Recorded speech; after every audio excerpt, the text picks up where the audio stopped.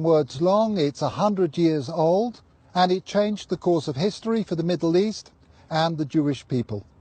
The Balfour Declaration, the expression of the British government's support for a Jewish home in Palestine, was sent by British Foreign Secretary Arthur Balfour to the second Lord Rothschild. I'm here in Buckinghamshire at Waddesdon Manor to speak with the fourth Lord Rothschild about the Balfour Declaration, what it means for Britain, for the Jewish people and the Rothschild family. The Foreign Office, November the 2nd, 1917. Dear Lord Rothschild, I have much pleasure in conveying to you, on behalf of His Majesty's Government, the following declaration of sympathy with Jewish Zionist aspirations, which has been submitted to and approved by the Cabinet.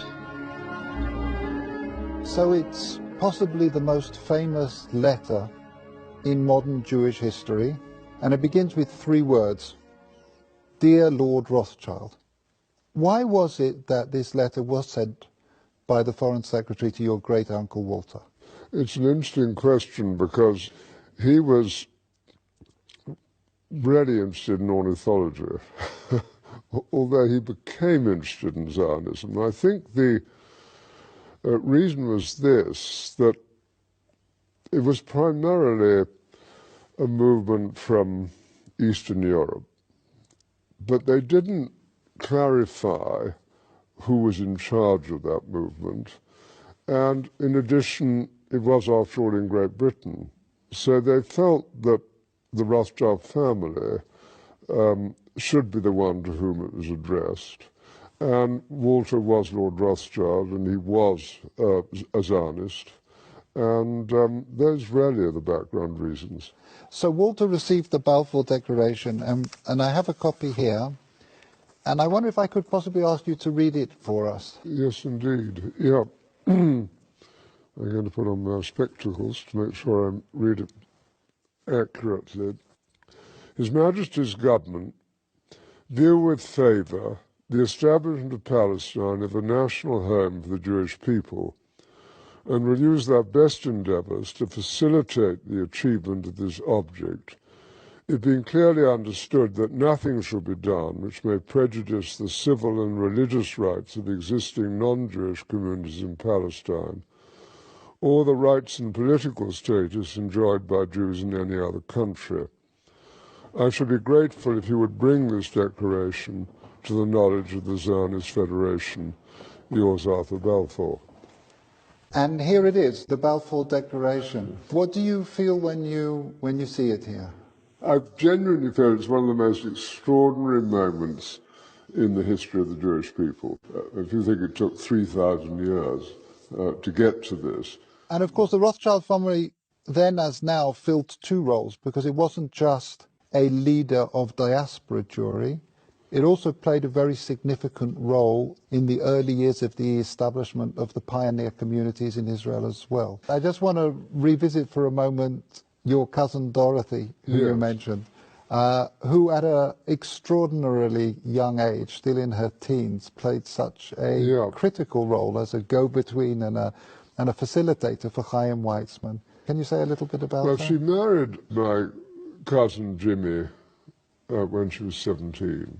So this is your cousin Dorothy, Dolly. Yep, Mrs. James de Rothschild. And from her teenage years onwards, she was a major supporter of Israel, wasn't she? Major supporter. I mean, she worshipped her husband, who'd been deeply committed, son of Baron Edmore.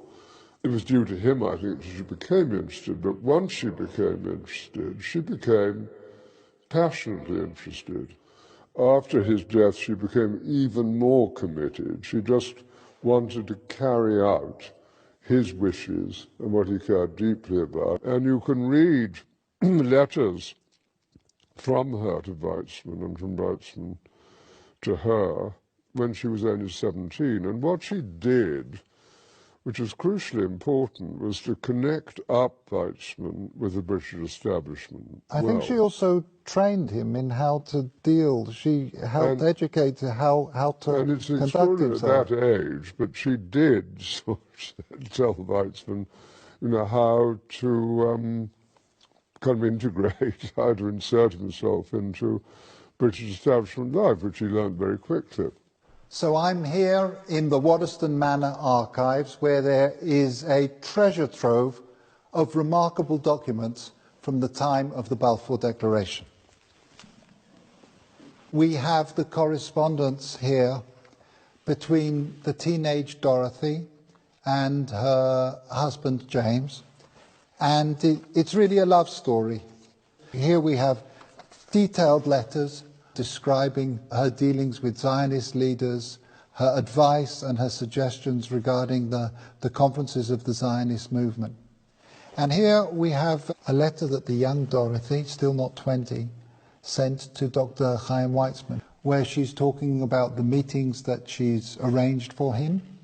And as we've heard, she was helpful in training and preparing him to enter into the highest echelons of British society to advance the cause of the Zionist movement.